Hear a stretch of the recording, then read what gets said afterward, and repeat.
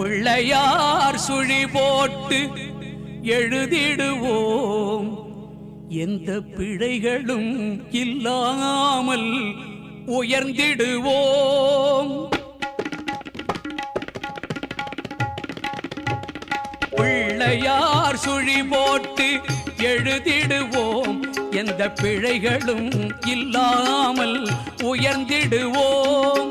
பிள்ளையார் சுழி போட்டு எழுதிடுவோம், எந்த பிழைகளும் இல்லாமல் உயர்ந்திடுவோம்.